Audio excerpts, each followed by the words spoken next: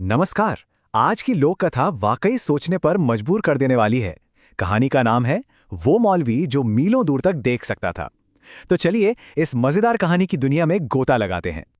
जरा सोचिए, क्या यह मुमकिन है कि कोई इंसान अपनी जगह पर बैठे बैठे हजारों मील दूर की चीजें देख ले?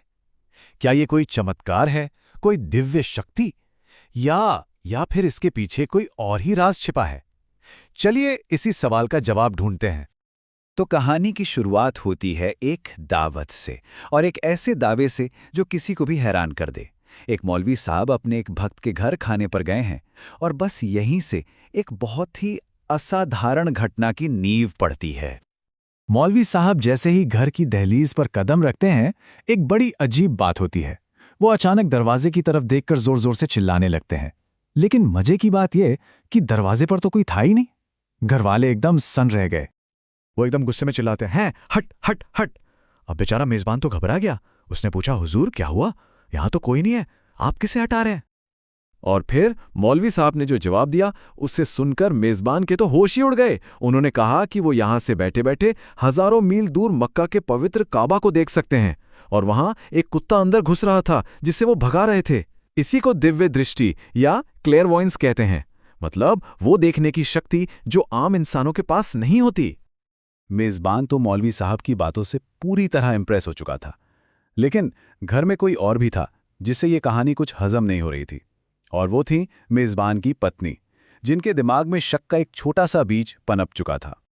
तो यहां पर ना दो बिल्कुल अलग अलग सोच टकरा रही थी।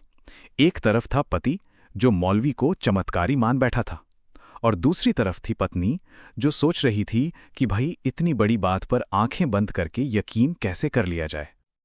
अब सवाल तो यही था कि ऐसी शक्ति को कोई परखे तो परखे कैसे।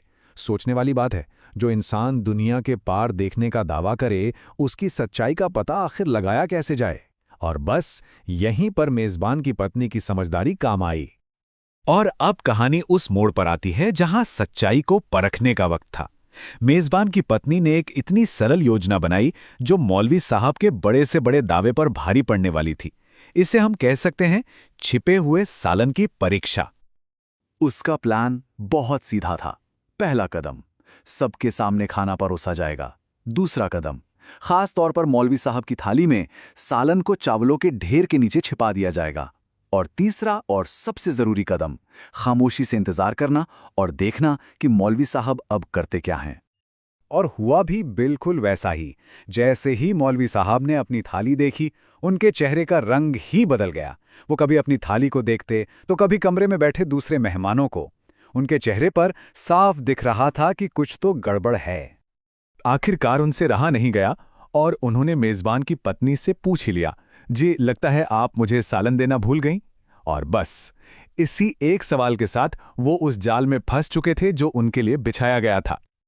और अब बारी थी उस जवाब की जो दूध का दूध और पानी का पानी करने वाला था। एक सीधी सी सच्चाई जो एक बहुत बड़े ढोंग का पर्दाफाश करने को तैयार थी।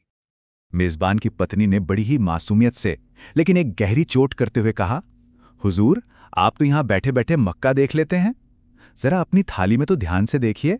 सालन कहीं और नहीं, आपके चावलों के नीचे ही तो है।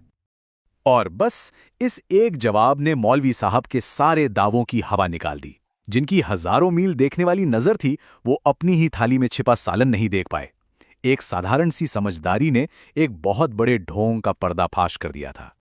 तो इस छोटी सी कहानी से हमें कई बड़ी बातें सीखने को मिलती हैं। पहली, कि कोई कितना भी बड़ा दावा करे, उसे बिना सबूत के नहीं मानना चाहिए। दूसरी बात, हमारी आंखें और हमारा दिमाग ही हमारे सबसे बड़े हथियार हैं। तीसरी, सच्ची चतुराई हमेशा बड़े बड़े दिखावों पर भारी पड़ती है। और सबसे जरूरी सीख कि जो इंसान दूर की बड़ी बड़ी बातें करता है, अक्सर वो अपने ठीक सामने रखी सच्चाई को ही नहीं देख पाता। तो आखिर में सवाल यही बचता है कि असली ताकत किस में है? बड़ी बड़ी शक्तियों के खोखले दावों में, या फिर उस सीधी सादी समझदारी में जो सच और झूठ का फर्क पहचान लेती है? ये एक सोचने वाली बात है ना?